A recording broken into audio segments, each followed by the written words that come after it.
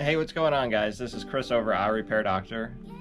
Today in this video, what I wanted to do is show you guys we got something pretty cool. We finally was able to get the laser extractor and fume extractor from Rewa. So now we can laser remove the back of your iPhone 8, iPhone X, iPhone XR, iPhone XS, iPhone 11. We can laser remove the backs and replace the back glass now way more efficiently and way better than we've ever been able to do before. This laser that we picked up is the second gen laser from Rewa and their laser fume extractor.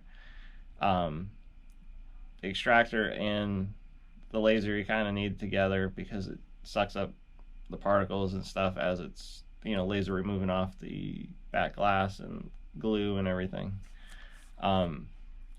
Now, when we purchased this is after the whole Trump thing with the import fees and things like that.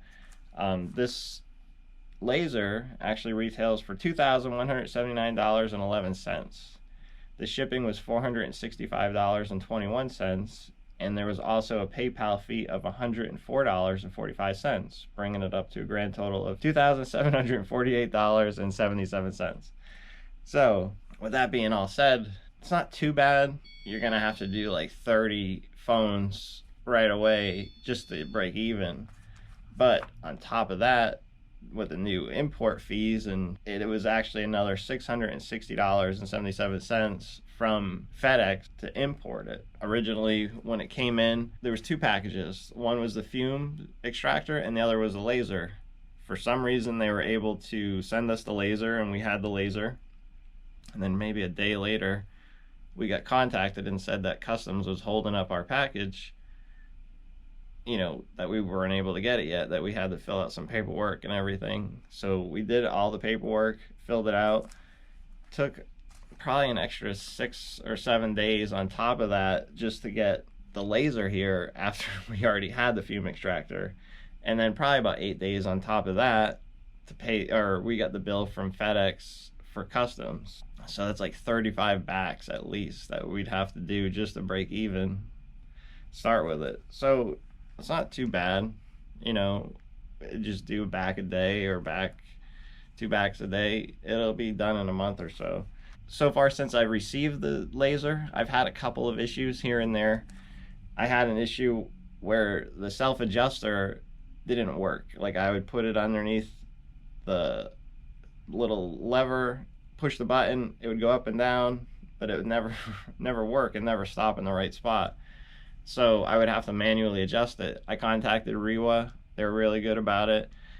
They were able to tell me, take the cover off the side and look at it and see what it was. And once I popped it off and looked at it and verified from their picture, I could see that the height adjustment was just moved over just a hair. So I had to readjust it, and everything's been good.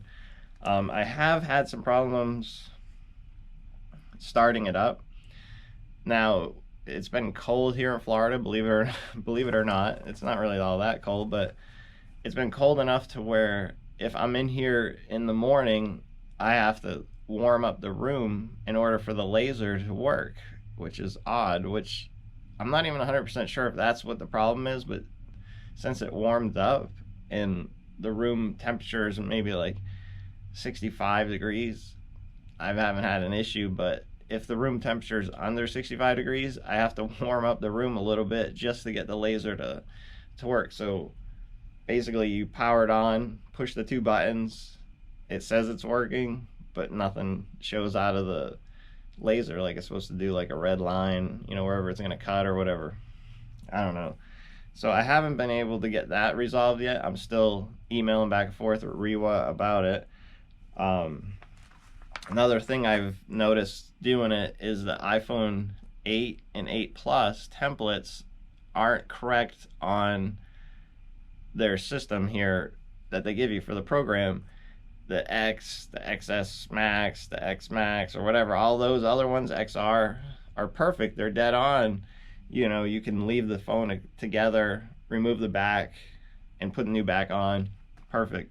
The iPhone 8s, you have to take the phone apart still, pull the screen off, pull the motherboard out, and then do the back.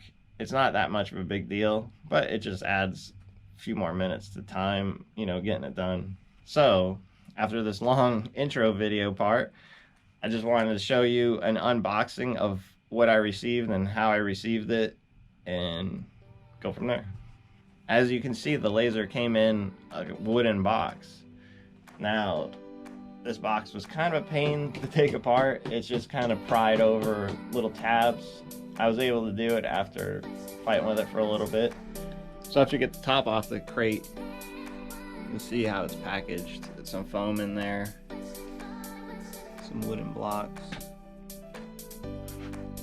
What I gotta do is take out the foam. I'm gonna pick it up and put it on the table where it's gonna be. If you notice, the plug is wrapped up in there. It's that ruler. The laser comes really well wrapped up. I had to fast forward the video right here just to get it all done because it did take a long time to undo it. It looks like what they included with the laser is a couple of items here. The first one is a USB to USB. I'm not sure if maybe the program is on here or not, so we'll just put that off to the side. Next one is your standard printer style cable, USB cable. There's also a ruler with inches and centimeters on it. And then you have your standard computer style 3-prong cable. I'm gonna just run a few videos here of us doing a couple screens, maybe a couple engravings. We're gonna be doing, you know, more videos of us doing screen removals, engraving some stuff, engraving all sorts of things. I've been experimenting with it now for a little bit. So there's some things we can do, some things we can't do. We can cut stuff with it. I've been able to cut metal, so we'll see what we can and can't do. If this video helped you, please like and subscribe. And if you want to follow along and see what we do with this laser, you know, definitely like and subscribe. If you have any questions, leave them in the comment section, and we'll see you next time.